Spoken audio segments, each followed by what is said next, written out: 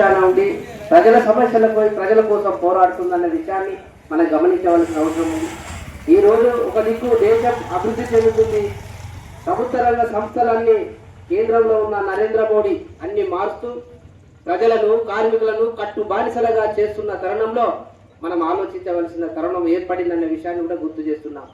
ఈరోజు ఎల్ఐసి కానీ, రైల్వే కానీ, పోస్ట్ ఆఫీసులు కానీ, బ్యాంకులు కానీ ప్రతి ఒక్కటి దేశంలో ఉన్న సంపదను కొల్లగొడుతూ బడా పెట్టుబడిదారి వ్యవస్థకు అప్పచెప్పే ఈ యొక్క నరేంద్ర మోడీ కేంద్ర ప్రభుత్వం బీజేపీ విధానాలను ఎండగడుతూ మరి ప్రజల్ని చైతన్యం చేస్తూ ఈ మహాసభలు బహిరంగ సభలు ఏర్పాటు చేయడం జరుగుతుంది.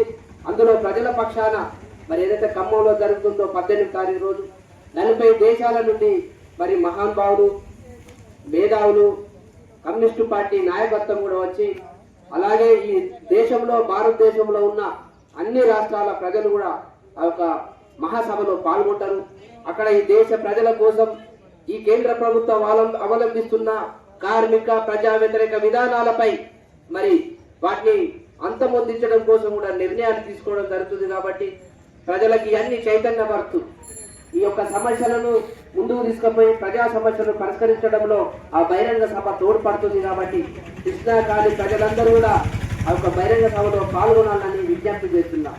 అదేవిధంగా ఈ నెల 10 తారీఖున మన మంచిర్యాల జిల్లా తరఫున కూడా మనము మందమారి మండలం రామకృష్ణాపూర్లో కూడా బహిరంగ ప్రదర్శన ఏర్పాటు చేసుకుంటున్నాం. అందులో మన ముఖ్య నాయకత్వం మన ఎమ్మెల్యే గారు, మన సిపిఐ రాష్ట్ర కార్యదర్శి మరి వారు కూడా కూనవేని సాంబశివరావు గారు, అలాగే మన నాయకత్వం కూడా వాడికి రాబడుతుంది. అదేవిధంగా చాడా వెంకటరెడ్డి గారు, మన కలవేలి శంకరన్న గారు, జిల్లా రాష్ట్ర కార్యదర్శి వర్గ సభ్యులు, యూనియన్ అధ్యక్షులు కామ్రేడ్ వాసిరెడ్డి సీతారామయ్య గారు కూడా ఆ యొక్క సమావేశం వస్తున్నారు. కాబట్టి ప్రజలందరూ, కార్మికులు అందరూ కూడా ఈ యొక్క బహిరంగ సభను జయప్రదం చేయవలసిందిగా భారత కమ్యూనిస్టు పార్టీ మంచిర్యాల జిల్లా పక్షాన మేము విజ్ఞప్తి చేస్తున్నాం.